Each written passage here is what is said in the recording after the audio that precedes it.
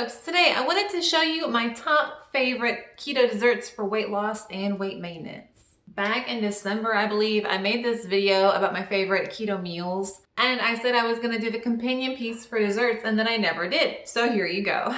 Now this is a list of desserts that I personally used to lose weight and maintain my weight loss. I lost my 170 pounds in the course of 2 years, and I've been keeping that off since 2017. So this is a list of my favorite foods, and it's just my opinion, but desserts, keto sweet treats that really helped me lose weight and maintain it. As always, please do let me know your thoughts about the foods that I list or something I missed in the comments down below. So we're ordering this list based on what I ate the least amount of or the least often, all the way down to what I ate the most of or most often. All of these foods are delicious. You know, I recommend them all if you want to try them out. And then at the end of this video, we'll talk about foods that you should definitely avoid. So I've made my fair share of keto dessert cooking videos, and one of those videos was for an avocado brownie, and this brownie, you guys, turned out so dense and moist and chocolatey and delicious. For that video, I did create an avocado topping. The topping wasn't my favorite. It tasted a little too much like avocado,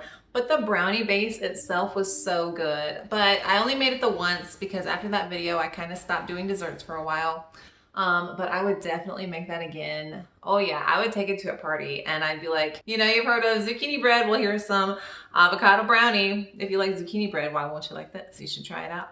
So good. Like I said, dense, moist, chocolatey. Just so amazing. My second very low carb and very low calorie dessert that I would recommend, especially for weight loss, are Jello Ice Pops. Sugar-free Jello has so much flavor, but it has like, I don't know, 10 calories per serving and like 1 gram of carb per box or something like that, like 2 grams of carbs per box. So it's a really great way to really satisfy that sweet tooth without adding anything nutritionally at all to your diet. Now what I used to love to do, instead of just making the Jello normally, is I would stick it in the freezer for like 30 or 40 minutes after I boiled it and mixed it up, and I kind of let it get a little icy. I'd eat it with a spoon. Or what I did for my 4th of July video is I actually made ice pops. I tried to put some cream cheese in there. Didn't turn out as well as I thought, but you can definitely put them into ice pop molds and then have popsicles with Jello, sugar-free, very, very low carb, low calorie, and very cheap. A box of Jello is gonna run you like 50 cents.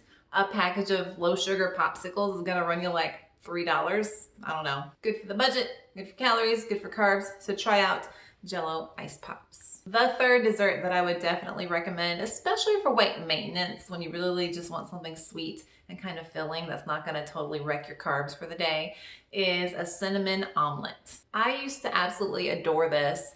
This omelet was like a pancake substitute to me. I don't really use a whole lot of bread substitutes at all, but this was so good. It's basically 3 or 4 eggs, however many you want, a tablespoon of butter, sweetener, I would use stevia or Splenda, and cinnamon, and you just mix it all up and fry it up and make an omelet. And it's so good. You can top it with some whipped cream if you like. It's just so tasty. The carbs are very low, basically a slight amount of carbs for the eggs and then the carbs for the cinnamon or whatever sweetener you're using. So you can kind of mix it up, but it's so good. Oh my goodness. And it really does taste like a pancake. For somebody who hasn't had a pancake since 2015, it really like hit that craving that I was having one day. Great option. It's pretty high protein for a dessert. You know, if you're eating 3 or 4 eggs, you're getting some protein. So it can help you meet your protein goals and stay within your carb and calorie limits as well. My next keto dessert that I would probably recommend more for maintenance, but you could definitely incorporate it into weight loss depending on the amounts that you eat and make, is my freezer fudge. Now, this is so delicious. It's so rich and it's quick and easy to make. And the best thing about it is you can make it in small batches so that you don't have a whole lot of fudge sitting in the fridge. Now to make this keto sweet treat, what you're gonna do is get heavy whipping cream and butter and cocoa powder. You'll want to grab the extra dark cocoa powder because it'll have fewer carbs. And then your favorite sweetener, again, I like Splenda and stevia. Mix it all up, bring it to a boil, throw it into a shallow dish or even a plate and stick it in the freezer for like 30 minutes. So then, you know, 30 minutes later, you have this amazing dessert that's creamy and chocolatey and just really rich. and it's definitely gonna hit that sweet tooth. It is a higher fat dessert. It's basically all fat. It's cream and butter, basically. That's the main thing. So definitely something you'll want to eat in moderation, but it's something you will be able to savor a lot. And the good thing about it is you don't have like this big pan of fudge sitting in the refrigerator, you know, something that you might be able to binge on if you make it in small batches. So definitely try out Allie's freezer fudge. So good, so quick. Our next keto sweet treat is one of my faves. I actually made this for the man for his birthday a couple weeks ago, and it is a cheesecake or cream cheese fluff if you don't really have the time. So when I first endeavored to make a cheesecake that was keto friendly, I looked up some YouTube videos and I saw one by Alton Brown and I kind of adapted his. I've made this cheesecake in a couple videos before and it's super duper simple. Very little prep. You just have to give yourself a couple hours for it to actually cook. But the best thing about this is that it's steamed, so it's more like a custard. It's so creamy and light and smooth and flavorful. It's so good. But if you don't have the time to actually whip up an entire cheesecake and wait for it to steam in the oven, you can definitely make some cream cheese fluff. And all cream cheese fluff is sour cream and cream cheese and sweetener, and you mix it up and you can make it in batches throughout the whole week, or you can make it, you know, a little batch every single night. It's however you want to do, but it's super delicious and it's very low carb. I love cheesecake. I love cheese in general. If you see my videos, you know this. This is not a surprise. But definitely give my cheesecake and cream cheese fluff a try because they are so good and simple and delicious. All right, we are getting to the end, and I'll be honest, these are some pretty simple desserts, and these are the ones that I use most for actual weight loss. So those 2 years when I was, you know, going from 320 pounds all the way down to 150, these are what I ate basically every single day. The first one is going to be nut butters. My particular favorite is peanut butter. I would get the Skippy brand. Some people are against that. I don't care because it fit my calories and my macronutrient requirements.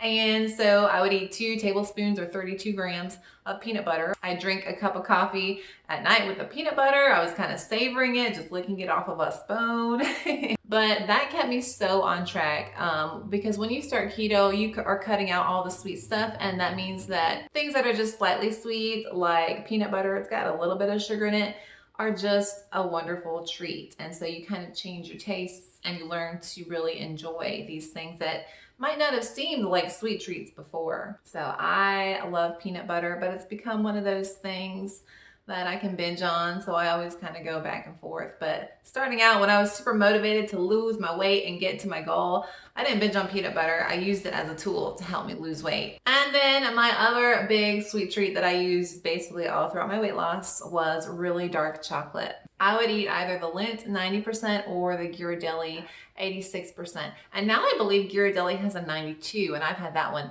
and that's a really good chocolate as well. Oh man, that chocolate is such a big part of my weight loss. It allowed me to maintain my weight loss because it was just a treat. Every night I'd have 2 or 3 squares depending on my macros that I had already eaten for the day. And I'll be honest, I didn't use sugar-free chocolates because I didn't know that you could subtract out sugar alcohols. So I didn't get into things like Lily's dark chocolate until I was at maintenance and actually making these videos. And actually, I'm really glad that that happened because every time I get a Lily's dark chocolate or, you know, sugar-free chocolate bar, I eat the whole thing. But with the Lindt or the Ghirardelli dark chocolates, they're kind of hard to overeat on. They're a nice treat, but you don't want to have the whole bar. So it's a nice balance of treat and not that much of a treat. So you're not going to binge on it. That's just my opinion. You know, again, this is things that have worked for me. So let me know what you think about that little conundrum, you know, sugar-free chocolates versus really, really dark chocolate. Yeah, this one might actually have less sugar overall, but this one actually is less sweet and less bingeable to me. And our last and final dessert, and you guys are gonna hate me.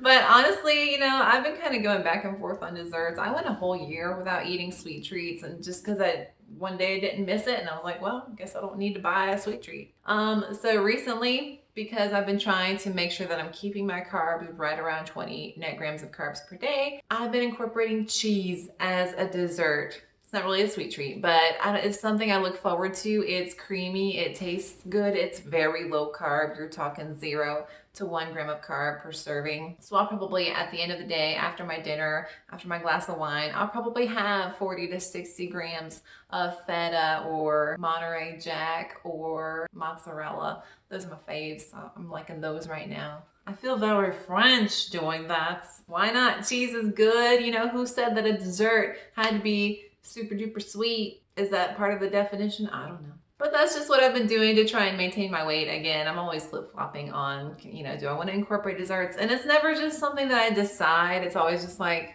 do I need something this week as a sweet treat? No? Okay, let's get some cheese. But that's what I love about keto, is that you can adapt it so many different ways to make it fit your lifestyle and your needs and your goals. And now let's talk about what you should definitely avoid when it comes to ketogenic sweet treats. Maltitol.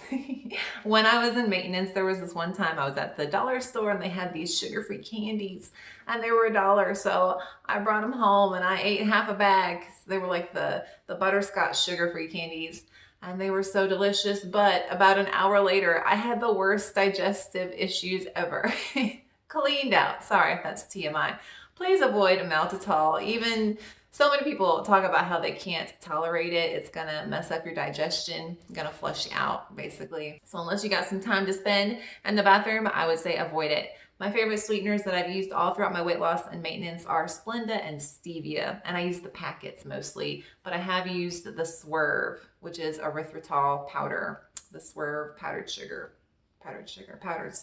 So those are just my recommendations if you're looking for a type of sweetener, but there are many others out there that you can try. And then my second and biggest tip is to make sure that you're incorporating sweet treats that you will not binge or cut out healthier foods for. So what happened to me with peanut butter is I was getting to where I would want to eat 8 tablespoons a day, which meant I was eating less meat and vegetables because I was trying to incorporate my carbs and calories and use those just for peanut butter because it was so good. And then sometimes that led to binges where I just eat the whole can of peanut butter.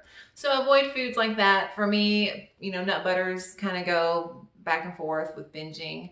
But also things like Halo Top ice cream. Oh man, I know I have to avoid it in the store because I will eat an entire pint in 5 minutes and then I'll want to go get more because I'll say, guess what? I've ruined my carbs for the day, maybe for the week. Let's just blow it all out with some ice cream. Yeah. Things I'm not proud of, but things that I share because I want you to know the dangers of, you know, having something that's super duper delicious there tempting you in the freezer or the fridge. Same thing with homemade keto sweet treats. I usually make my cheesecake about once or twice a year and I love it. But if I made it more often than that, I'm afraid that I would binge on it. If I know a whole entire delicious keto friendly cheesecake is sitting in the fridge, I'm gonna want to eat the whole thing.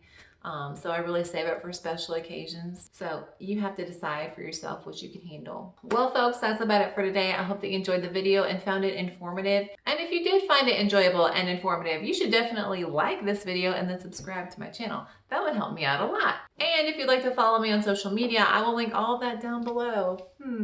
Again, thank you guys so much for watching. My name's Allie. Have a good one. Bye.